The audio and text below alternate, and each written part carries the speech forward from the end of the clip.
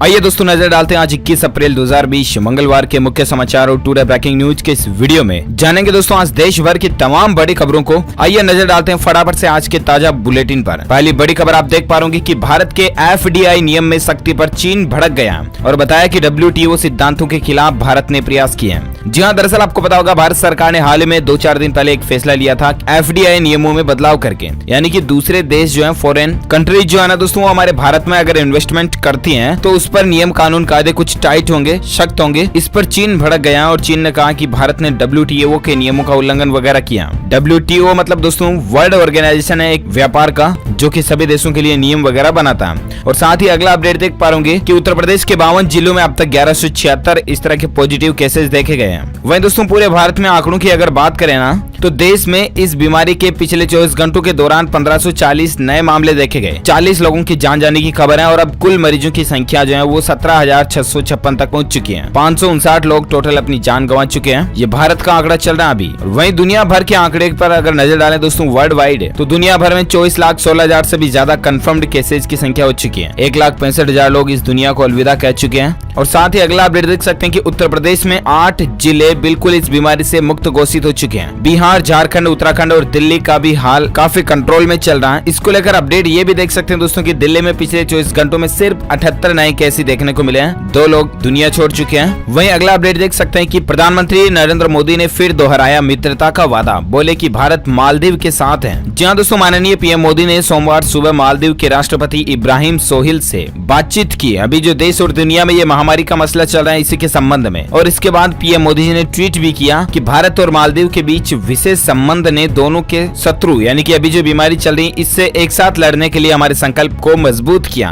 और उन्होंने कहा कि भारत इस चुनौतीपूर्ण समय में अपने करीबी समुद्री पड़ोसी देश और दोस्त के साथ खड़ा है। तो ये भारत के और मालदीव के बीच रिश्ते काफी अच्छे बन रहे हैं। और साथ ही अगला अपडेट देख सकते हैं कि लॉकडाउन से मजदूरों को राहत मिलने जा रही है। योग्यता के मुताबिक आज से ही काम मिलना शुरू हो जाएगा, लेकिन एक शर्त पर कि बस अपने राज्य जाने की अनुमति नहीं होगी। जी हाँ, आपको बता दें दोस्तों लॉकडाउन में फंसे मजदूरों को सरकार ने बड़ी राहत देते हुए कहा कि वे जहां भी है ना वहां मजदूरी कर सकते हैं। हालांकि उन्हें अपने गृह राज्य जाने या फिर किसी अन्य राज्य में मूवमेंट करने की इजाजत नहीं होगी। केंद्र सरकार की ओर से संडे को इस तरह का आदेश जारी कर दिया है ताकि मजदूर जहां भी हैं वहां पर अपनी रोजी रोटी कमा सके। और साथ ही अगला अपडेट देख पा रहे कि खेत में किसानों ने लिखा PM मोदी का नाम। केंद्रीय मंत्री शेखावत ने इसको लेकर एक तस्वीर शेयर की और ये तस्वीर आप देख भी सकते हैं दोस्तों। किसानों का PM मोदी के प्रति प्यार देखिए। लोग बाग फसल काट रहे हैं ना, उस फसल की कटिंग के डिजाइन के द्वारा प्रधानमंत्री जी का नाम लिखा हुआ है। यहाँ पर आप देख सकते हैं। इस तस्वीर को गजेंद्र सिंह शेखावत जी ने शेयर किया और लिखा कि देश के अन्नदाताओं द्वारा PM मोदी जी के प्रति अगाध सम्मान और स्नेह को प्रतिबंधित करते हुए ये तस्वीर है। और साथ ही अगला अपडेट देख सकते हैं। आखिर दोस्तों अमेजॉन, फ्लिपकार्ट, ई-कॉमर्स कंपनियां शुरू तो हो चुकी हैं, लेकिन ये कंपनियां मोबाइल, टीवी, लैपटॉप वगैरह नहीं ऑर्डर करवा सकती, अपने ग्राहकों को सेल नहीं कर सकती ये, ठीक है। अब ऐसे में दोस्तों आखिर ये कंपनियां अभी क्या क्या सामान बेच सकती हैं, तो सरकार ने इसको लेकर एक नया आदेश जारी किया और अभी इन कंपनियों को सिर्फ फल, सब्जियां, ग्रोसरी आइटम्स, खाने पीने की चीजें, रोजमर्रा में जो काम आने वाली चीजें उन्हीं को बेचने की इजाजत है। चलिए साथ ही अगला अपडेट देख सकते हैं दोस्तों। हाई कोर्ट से विजय माल्या को लगा झटका,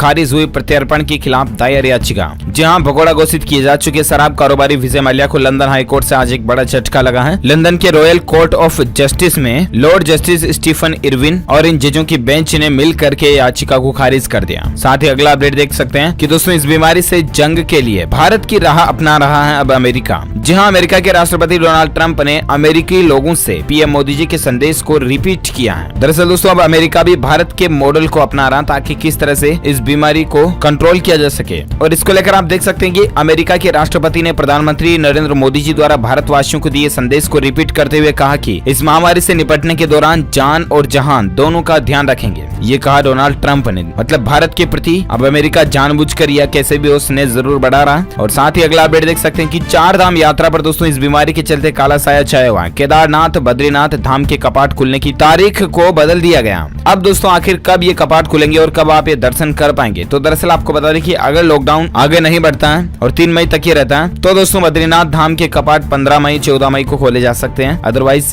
ये तारीख भी और बढ़ा दी जाएगी। साथ ही एक अपडेट ये भी आ रहा दोस्तों की अयोध्या में लॉकडाउन खुलते ही राम मंदिर का निर्माण शुरू हो जाएगा। ट्रस्ट को मिले जन्मभूमि परिसर के दस्तावेज। जी हाँ, उत्तर प्रदेश के अयोध्या में विवादित भूमि के साथ राम जन्मभूमि अधिग्रहित परिसर पर मालिकाना हक के लिए मंडल आयुक्त ने राम जन्मभूमि तीर्थ क्षेत्र ट्रस्ट को दस्तावेज वगैरह सौंप दिए। और दोस्तों जैसे लॉकडाउन हटता है राम मंदिर का निर्माण भी वापस शुरू हो जाएगा। ये अच्छी बात है राम भक्तों के लिए। और साथ ही अगला अपडेट देख पा रहे कि 3 राज्यों में राहत नहीं है। तेलंगाना में लॉकडाउन को 7 मई तक बढ़ा दिया गया। पंजाब और दिल्ली में भी फिलहाल कोई छूट नहीं मिली। जी हाँ, तो दरअसल बात कुछ यूं है कि आपको पता होगा कई राज्यों में 20 अप्रैल के बाद से कुछ चीजों में छूट दी गई, राइट। लेकिन पंजाब, दिल्ली और तेलंगाना 3 ऐसे राज्य है ना जहाँ पर किसी भी तरह की ढील नहीं दी गई है। क्योंकि एक तो कारण ये दोस्तों की यहाँ पर मामले बहुत ज्यादा बढ़ रहे हैं और इसके अलावा भी तेलंगाना सरकार ने तो ये भी फैसला ले लिया है कि लॉकडाउन को 7 मई तक बढ़ा दिया, जबकि पीएम मोदी गवर्नमेंट की तरफ से ऑफिशियली 3 मई तक लॉकडाउन का ऐलान है। लेकिन पर्टिकुलर तेलंगाना राज्य में यहाँ के मुख्यमंत्री चंद्रशेखर राव ने लॉकडाउन को 7 मई तक बढ़ाने का प्रस्ताव रखा है, जिसे मंत्रिमंडल ने पास भी कर दिया। तो अब कुल मिलाकर के तेलंगाना में लॉकडाउन 7 मई तक लागू रहेगा। और साथ ही अगला अपडेट देख सकते हैं कि आईसीआईसीआई बैंक ने अपने ग्राहकों को तोहफा दिया, शुरू की नई सर्विस जिसके जरिए दोस्तों बिना फोन को छुए बोल करके आप बैंक से जुड़े सारे काम कर पाएंगे। जी हाँ, तो दरअसल आपको बता दें दोस्तों आईसीआईसीआई बैंक ने आज एक नई सर्विस शुरू की है अपने ग्राहकों के लिए, जो अभी तक शायद कोई भी और बैंक नहीं दे रहा। इस फैसिलिटी के जरिए आप अपने फोन को बिना छुए ही सिर्फ बोल करके बैंकिंग ट्रांजैक्शन कर पाएंगे। और इसके लिए दोस्तों आईसीआईसीआई बैंक ने अपने आर्टिफिशियल इंटेलिजेंट यानी कि एआई से संचालित मल्टी चैनल चैटबॉट को, जिसका नाम है आईपीएल, इसको दुनिया के 2 सबसे लोकप्रिय वॉइस असिस्टेंट एप्लीकेशन आपको पता होगा अमेजॉन एलेक्सा और गूगल असिस्टेंट, इन दोनों के साथ में लिंक कर दिया यानी कि जोड़ दिया। और अब आईसीआईसीआई बैंक के ग्राहक इस ऐप के जरिए सिर्फ वॉइस कमांड के जरिए अपने काफी हद तक के बैंकिंग काम निपटा पाएंगे। अच्छी बात है। और साथ ही फिलहाल अगली खबर देख सकते हैं दोस्तों की इस बीमारी को मात देने के लिए दुनिया भर में 600 से ज्यादा क्लिनिकल स्टडी चल रही है। जी हाँ, US national library of medicine और विश्व स्वास्थ्य संगठन यानी WHO के डेटा के आधार पर दोस्तों अलग अलग देशों की सरकारें और वैज्ञानिक मिलकर टोटल 600 से भी ज्यादा क्लिनिकल स्टडीज के आधार पर ये रिपोर्ट तैयार की गई। और इसके अनुसार जो डेटा निकल कर आ रहे दोस्तों उसके अनुसार दुनिया भर में 600 से ज्यादा अलग अलग जगहों पर वैज्ञानिक मिल करके इस बीमारी की वायरस की दवाई बनाने में जुटे हुए हैं। अच्छी बात है। और इस बीच तो आप ये भी देख सकते हैं खबर दोस्तों की इजराइल के वैज्ञानिकों ने इस बीमारी के लिए वैक्सीन यानी कि टीके को पेटेंट हासिल कर लिया। तो दरअसल दोस्तों चीन से निकलकर दुनिया के कई देशों में फैली घातक महामारी से जहां एक तरफ कई देश जूझ रहे हैं, वही दोस्तों इजराइल के वैज्ञानिकों ने इस वायरस के ग्रुप के संक्रमण होने से जो बीमारी उत्पन्न होती है उसके इलाज के लिए एक वैक्सीन तैयार करके उसका पेटेंट भी प्राप्त कर लिया। अब इस टीके की क्या क्या खासियत होगी, इसके अलावा दोस्तों WHO कब तक इसे कॉमर्शियली पर्पज से मार्केट में लॉन्च करता है, ये वाकई में मानव जाति के लिए बहुत ही फायदेमंद दवाई साबित हो सकती है। और साथ ही फिलहाल दोस्तों अगला अपडेट देख सकते हैं कि मनरेगा के मजदूरों की केंद्र सरकार ने सैलरी वगैरह बढ़ा दी है और अब इनको 20 रुपए सैलरी बढ़ करके तनख्वाह मिलेगी। और वैसे आपको बता दें 20 अप्रैल के बाद से ही दोस्तों मनरेगा कार्यक्रम के दौरान चेक डैम निर्माण, तालाबों की सिल्ट सफाई, वृक्षारोपण आदि के लिए सरकार अतिरिक्त काम करवा सकती है। मनरेगा मजदूरों को छूट होगी, लेकिन उन मजदूरों से भी कहा गया दोस्तों की मास्क लगा कर ही जाएं और सोशल डिस्टेंसिंग का वहां भी पालन करें। साथ ही दोस्तों फिलहाल अगली खबर आ रही है कि भारतीय स्वास्थ्य मंत्रालय की तरफ से आंकड़ा देखिए कि पिछले 14 दिनों में दोस्तों 59 जिलों के अंदर एक भी इस तरह का वायरस का नया केस नहीं देखा गया। ये भारत के लिए राहत की बात है। और साथ ही अगला अपडेट देख सकते हैं वैज्ञानिकों की एक और नई खोज और पहुंच देखिए दोस्तों, सिर्फ खांसी की आवाज से ही पकड़ में आ जाएगी ये बीमारी, इस वायरस का पता चल जाएगा। देश में इस तरह की रिसर्च भी चल रही है। जी हाँ, भारतीय वैज्ञानिकों के लिए बड़े ही गौरव की बात है दोस्तों सभी भारतीयों के लिए, क्योंकि हमारे भारत के साइंटिस्ट इस तरह का टेक्नोलॉजी सिस्टम डेवलप कर रहे हैं जिससे आदमी के खांसने मात्र से पता लगाया जा सकेगा कि कोई आदमी इस बीमारी से संक्रमित है या नहीं। देखते हैं आखिर ये कब तक टेक्नोलॉजी हमारे सामने आती है। फिलहाल अगला अपडेट देख सकते हैं मुकेश अंबानी जी की तरफ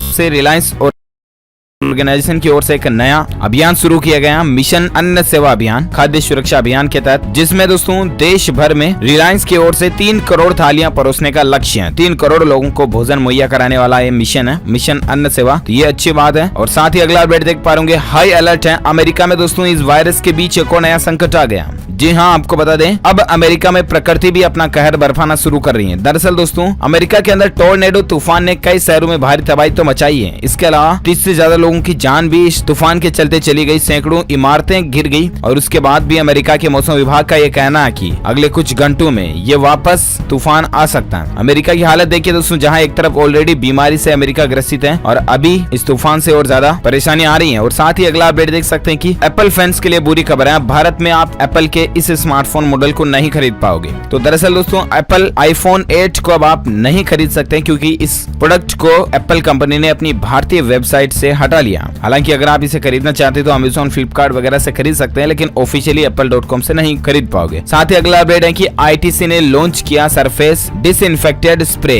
कंपनी का दावा है दोस्तों कि ये 99.99 कीटाणुओं का खात्मा कर सकता है। हालांकि ये फर्श वगैरह के लिए है, लेकिन फिर भी देख सकते हैं इसकी डिटेल। और साथ ही अगला अपडेट है कि सोशल डिस्टेंसिंग का पालन करते हुए नेशनल हाईवे पर टोल वसूली भी शुरू हो चुकी है। जैसा कि हमने आपको बताया था 20 तारीख से ही देश के सभी टोल नाके वगैरह जो है वापस खुल चुके हैं और यहाँ पर लोगों से टोल वसूला जाएगा। और साथ ही अगला अपडेट है कि केंद्र का इन राज्यों को कड़ा आदेश है, सख्ती से पालन किया जाए लॉकडाउन का। IMCTC के द्वारा नजर भी रखी जाएगी। जी हाँ, केंद्र सरकार ने सोमवार को कहा दोस्तों कि इस बीमारी से संबंधित हालात मुंबई, पुणे, इंदौर, जयपुर, कोलकाता और पश्चिम बंगाल के कुछ अन्य जगहों में विशेष रूप से गंभीर और लॉकडाउन के नियमों में उल्लंघन करने पर इससे बीमारी के फैलने का खतरा ज्यादा बढ़ सकता है। और इसलिए इन इलाकों को गृह मंत्रालय की तरफ से स्ट्रिक्ट चेतावनी भी जारी की गई है कि यहाँ के प्रशासन अपने अपने लेवल पर पर्याप्त रूप से सख्ती बनाए रखें और लॉकडाउन में किसी भी तरह की ढील ना दें। साथ ही अगला अपडेट मौसम समाचार को लेकर देख सकते हैं। संपूर्ण भारत के अगले 24 घंटों के मौसम पूर्वानुमान की बात करें दोस्तों तो अगले 24 घंटों के दौरान तो इन जगहों पर चेतावनी है, हल्की फुल्की बारिश हो सकती है, जिसमें शामिल है राजस्थान, उत्तरी मध्य प्रदेश, पश्चिम बंगाल, हरियाणा, दिल्ली, उत्तर प्रदेश, बिहार, झारखंड, छत्तीसगढ़।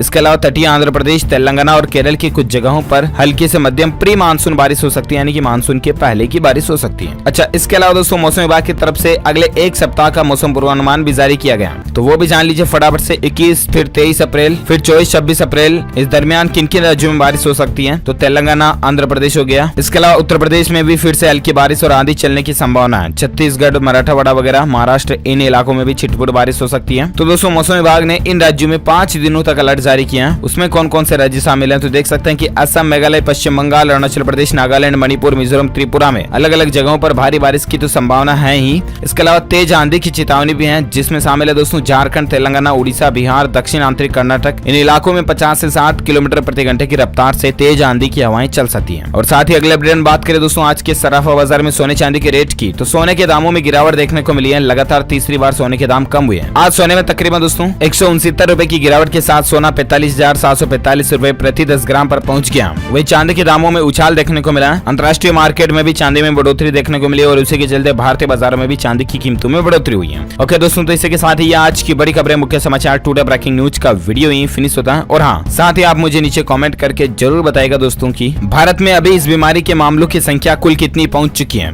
कितने हजार से ज्यादा संख्या हो चुकी है। जो लोग इस सवाल का सही जवाब इस वीडियो के नीचे कमेंट बॉक्स में देंगे वो रैंडमली पिक किए जाएंगे हमारी DLS न्यूज टीम की तरफ से और आप जीत सकते हैं एक शानदार सरप्राइज गिफ्ट जो कि गिव अवे के रूप में आप तक पहुंचा दिया जाएगा। और साथ ही अगर आपको ये वीडियो अच्छा लगा तो इसे दिल से लाइक कीजिए, शेयर कीजिए अपने दोस्तों के साथ फेसबुक और व्हाट्सएप पर। लाइक जरूर करना और शेयर भी करना। और हाँ, DLS न्यूज चैनल को सब्सक्राइब करके बेल आइकन भी दबा देना ताकि आपको रोजाना की ताजा अपडेट्स और इसी तरह की काम की खबरें तुरंत आपके मोबाइल पर मिलती रहेगी। Thank you, take care, goodbye, जय हिंद, जय भारत, वंदे मातरम।